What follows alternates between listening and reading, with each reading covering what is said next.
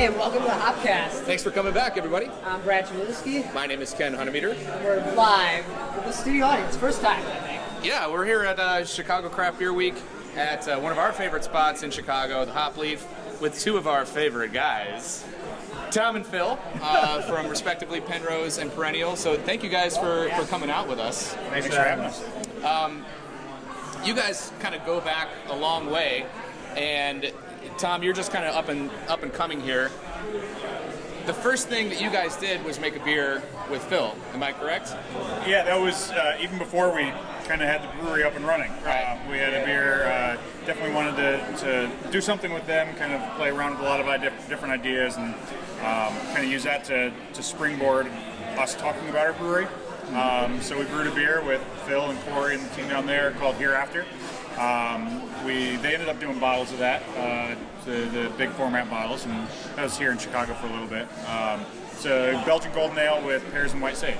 So, really So fun. what kind of brought you guys together initially? What spawned, like, all right, I'm going to do something before the brewery's open. It's got to be over at Perennial. Well, Tom and I worked together, obviously. I actually interviewed Tom when he came into Goose Island, and then he was my boss. You gave him a job? Well, I was one of a team that interviewed him. So even though he said no, everybody else said yes, so it's still okay. Veto. Yeah. And then Tom was inserted as the brewery manager, and so he was my boss. And luckily, he never pissed me off. And the amount of time I was there, or at least not enough to where I wouldn't, want to brew beer with him when he went out on his own. So that's kind of that's our relationship. Yeah, and we've known the crew down there. We've gone down to the Belgian Fests. We went down for Corey's side project release, and love everything that they do, and kind of everything that Perennial stands for. So couldn't think of any other brewery that we'd rather collab with for kind of our first beer out there. Yeah. So how long did you guys overlap for at Goose? Maybe a year? I think it's like 8 months. Yeah. A year or so, and then you went to Half Acre, correct? Correct. Directly after that? Yeah. And then started Perennial from there. Right. So when opening up your own brewery, like, how much of that knowledge base, working in other facilities like that, like one big, one kind of small, did you bring with you to start up your own brewery? Yeah, I mean, I feel like Goose Island was my real opportunity to sort of learn the technique and learn your chops. It's almost like going to basic training and really just learning everything.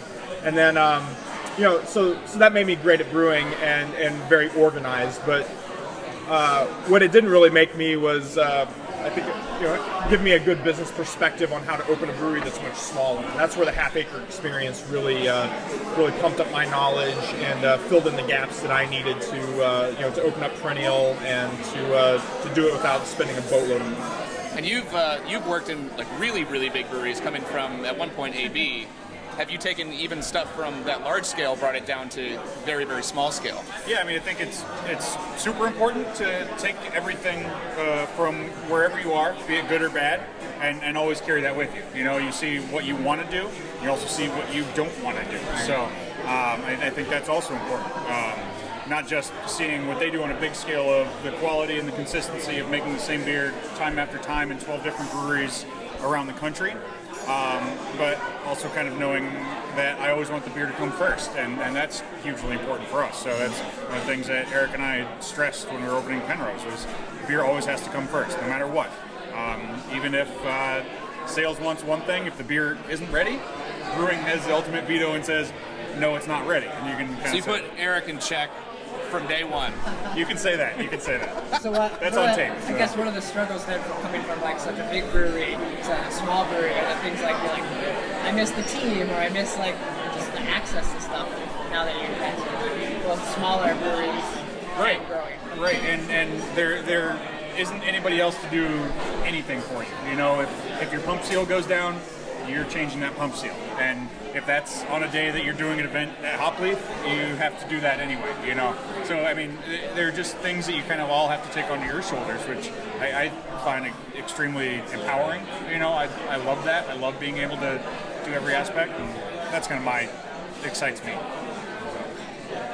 Previous to you starting the brewery, you weren't actually brewing all that much. So what's it been like getting back into actually getting your hands dirty, That's been awesome. That's been sweaty. Seriously the best part. Rather than traveling around the country talking about beer, I'm actually making the beer. And it's nice to have that feeling again, to be grinding in, to be mashing in, to run the brew house all day.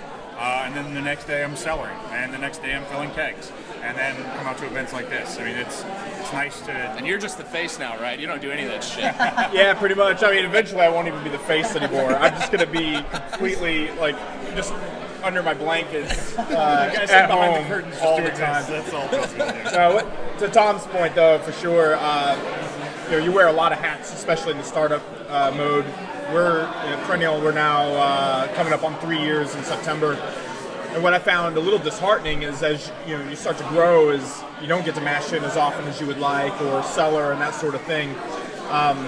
You kind of fill in the gaps, and you got to drive the business a little bit more, and you're going to run into that too, unfortunately. But that's the best stuff, is being able to do that stuff again. I actually was cellaring this morning before I got on the road to Chicago for this, and it's like the best part of the day when you can actually get your hands in it again and be doing that. Do you kind of lose a little bit of that after a while, and it takes you a little bit to get back into the swing of things? Not at all. To me, it's kind of like the Malcolm Gladwell, 10,000 hours kind of thing. If you've mashed in 500 times, it's really truly like riding a bike. At least to me, I don't feel like there's any rust. It's just you're just dying to do it when you can. Yeah. So being away from the brewing, and then like you're now stepping away, like what are you learning from other breweries that are coming up, and what are you seeing that they're doing that you're trying to do? What did you learn in that process of being bought? Or do you see anything that inspired you to what you're doing now? Well, I think in my time away, I think the world of wild ales has really expanded a lot more from what it was 3-4 years ago. Not that when I was at AB we did any wild ales at all, but that world has really grown, and it's something to really catch up to. At Goose, when we were doing a lot of the wild beers, it was all forced inoculation. It was always Brett Brooks, just secondary with Brett Brooks, let everything else do the work for it. But now there's a lot of primary with Brett Brooks, all sorts of different barrels. People are bringing fooders online. Perennial just got 2, Side Project got another one.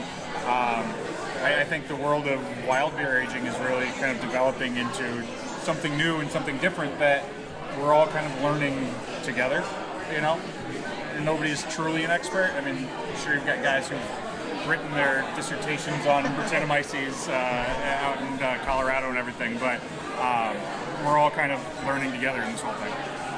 And what scares you about the fact that there's so many small breweries opening up right now? There's got to be issues with that at some point. Yeah, the main thing for me is that the quality has got to remain high, and that's of course not always the case. And so, I fear for the small guys that open up that don't have a passion for this industry, that don't have a passion for making the best possible product that they can.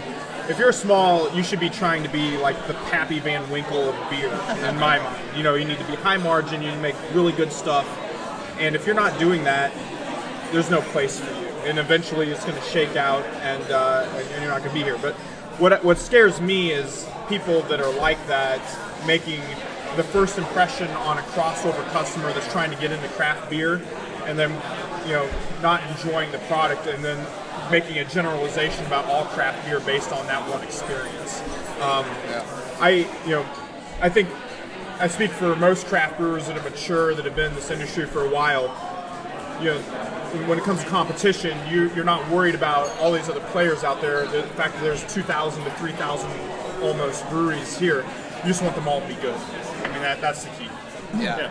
You want to do well with the best, like if my tap handles are going to survive on this tap lineup, my beer has to be the best as well, So it kind of helps me make sure that I'm always doing something new, interesting, and making the best beer possible.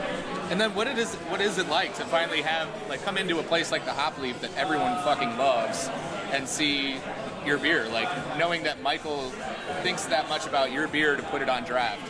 I mean, that was absolutely surreal. We did our interview with HopCast a little over a year ago. Yeah, a little over a year now, ago. Which was our announcement about Penrose, and we just had bottles upstairs that we were pouring and everything. And that was the first time I drank my beer out of a Hopleaf glass. But now to actually order it, that's amazing. you really never get enough of that. You always go to a new place and see your beer. It's like, oh hey, I'd love to have my beer. It never gets old. Never. You had like the one place that you remember having it for the first time, and I can't believe it's on here. Like, this is amazing. the place that you just really, really like to go to, and then the fact that they had your beer on. Do you have a place like that? I mean, honestly, the first time my beer was on at the Hopleaf was that experience, and I'm not saying that because we're at the Hopleaf right now, but I'm saying that mostly because the Hopleaf was sort of an entry to my beer geekdom to some extent. I mean, I kind of had a weird path to craft beer. I think it's Tom too, in a lot of ways. We're kind of a brewing professional in some ways before this stuff started, in my mind, like getting out of hand. You know, where like beer geeks are crazy. Yeah. You know, I remember coming here and like, you know, ordering St. Lambinus and it being on for days, not minutes. You know, Yeah. and that was a very different time just 5 years ago than it is right now, right? And I mean, so. You know, this was kind of my neighborhood bar. I used to live around Ashland and Montrose. You know, I could walk up here, stumble back, or whatever. You know, and you know, the Hopleaf was always my bar. And to be able to see our beer here for the first time, we started distributing in Chicago, which was really like maybe 6 months after Perennial opened. It was completely just blew my mind, and it still does. You guys kind of have like a similar brewing style, I feel like. So how is it like when you guys work together?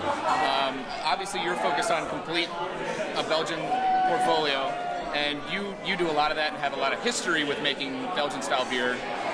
Is that kind of like a no-brainer for you guys to just come up and you're going to make Belgian beer?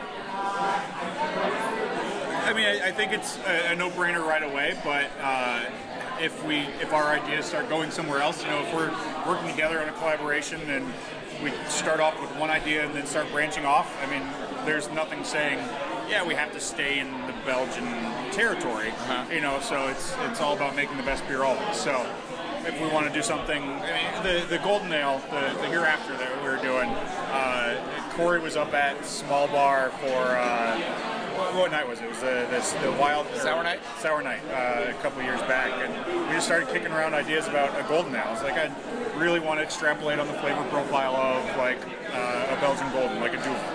So play up the fruitiness you get, play up some of the grassiness you get, and just run with that in different formats, and that's where it led us. So, I mean, I don't think any of us are always say, hey, I want to brew Belgian, and it has to be that, and let that deter from anything else. Belgians for us are, I think, a somewhat natural fit, but I think we're more fascinated with the mystique of the history of Belgian beer and trying to, you know, brew some of these styles that have been around for centuries. But I mean, what really put us on the map was big stouts, and I'm proud of that too. You know, I love that. You know, that's kind of one of the categories that the beer geeks, you know, for better or worse, really go after. And I feel like that, you know, we do that well, and you know, that's a great thing. But yeah, we'll always have a love for Belgium, but we never like to box ourselves in and say, hey, we can't do a different style. Kind of leads into another question, like what do you have in the works that you're going to continue at the brewery or pushing the boundaries, and like what are you excited about that you have planned coming up? Well, I'm really excited about recent equipment addition. We finally added our first wooden tanks to the tank farm. So we have Corey King, who's our head brewer, and also the proprietor of Side Project, growing under the same roof as Perennial. We went out and scored some 60-barrel fooders, wooden line tanks, and we're really excited to get those online and start filling those. So, you know, that's a big thing for us, is to try to make enough sour beer to actually be able to distribute it and have it on tap. And because our history so far with wild beers is that we just simply sell them, or, you know, release them in small batches at the brewery and don't distribute them at all, and, you know, just sell them out in, you know, a matter of hours, which is great. But at the end of the day, if that's something you're known for and you never have it available to the average customer who walks in your door and heard about it, you know, that's kind of a bummer. So we're trying to get to that point where we can actually have availability of that, and these are going to hopefully get us there. Yeah. I think for us, it's filling our barrels. So we've got 56 barrels in the house now. 26 are bourbon, 30 are wine, and we've got beer going in those. Some next week, some the week after, once craft beer week kind of dies down. So, you know. Craft beer week, the week when beer does not get made. Yeah, exactly. And you guys have a similar setup. You guys both have breweries, tap rooms attached to them. I want to help my friend Tom out. He's about to go into package format. Do you have any advice for young Korder here? What transitioning into bottling? Yes. Yes. Bottle as much as you can and sell it for as high amount as you possibly can, and then buy more barrels. There you go. That's the key. It always ends up with buy more barrels. So that's number one right there. And we're going a little different package model than Perennial did. Perennial did the 750s, the large format bottles. We're doing 4-packs, 12-ounce bottles, the heritage bottles, so the Stubbier bottles. We feel it gives us a nice kind of presence, a sampling presence where people say, oh, hey, I want to try your beer. It's a 4-pack. It's not as daunting as a 6-pack. It's a nice sampling opportunity. I think that's great for us. Some of our beers, Proto Gratis, 4% Belgian-inspired single. We're not going to price that at $20 a 4-pack or whatever. You know, it's not really appropriate for that style, but $8.99 or whatever we end up at the shelf is a great point for that. And it feels like we're moving into a time where you can get away with making a Belgian single and sell it in a 4-pack for about $9-10. Session beers are becoming a little bit more popular. I think it's a good thing for a lot of people. And what do you have any thoughts about session and the way that trend is moving? Yeah, I think it's a wave of the future, and you know, the idea of making a very drinkable, geeky, high flavor impact beer that's like 3 to 5% alcohol is the next thing, I think. And we have actually a beer that we've done with the Hopleaf last year called Hopfen Tea. It's a Berliner Weiss that is naturally soured with lactobacillus and then steeped on a tropical tea blend that we put together that has mango, papaya, hibiscus, rose hips, and lemongrass and orange peel. Big pain in the ass to make. It's only 4% Should put more alcohol. stuff in it. Yeah, exactly. And that's the idea: is make a beer that is very low in alcohol and jam as much crap in it as you possibly can. And then to me, it does justify a little bit higher price point. But what's cool about it is that it's not just like a low alcohol pale ale. That to me is a little bit boring. This is not boring at all, and in fact, it's to me a little bit more fascinating than like an imperial stout. To me, an imperial stout on its own is kind of boring too. I would rather drink a low ABV, session beer that the brewer had to really struggle and do a bunch of stuff that was hard to produce this. That to me is very fascinating, and I think there's a real niche there that's growing. Yeah, I think it's weird that we're now talking about like 4%, 5% beers as something odd. We're talking about them as session. This is a new thing. No, we've just started the shift of going up higher and higher and higher, and we're so far over. We went through a big wave where it was just double IPAs, imperial stouts, and that was it. I still find a lot of bars where like you can't find anything under 7%. Right. That bugs me. Give me a 4% beer that has a ton of stuff going on in there. I'm happy. Give me a 2% beer. Who's going to make a 2% beer that I love? Who's going to make a 3? These are all things that I really like. These are what I like to drink. When Will Turner was at Goose Clybourne and now at Rev, drinking his like English bitters and milds on cask. Those are some of the best beers I've had. I think that alcohol range, we're straying from it, and we can get back to it. Yeah, it's kind of like the thing where who could make the highest alcohol beer going on. Maybe we'll just see who can make the lowest one. So I guess all the talk about all this beer is making me thirsty. It's Chicago Craft Beer Week. We got a great lineup here at Hopleaf, so I figure we should just wrap this up and get to drinking. Absolutely. We're empty. And you guys are empty, so you need more. Phil's got like a backup here. Gentlemen, thank you so Ken's much. beer, and now it's time to have Were you the one that did that? That was me. You fucking bastard. I bought your beer and you stole it from me. Double whammy. That's a double bonus. Cheers, and thanks for watching. Cheers, guys.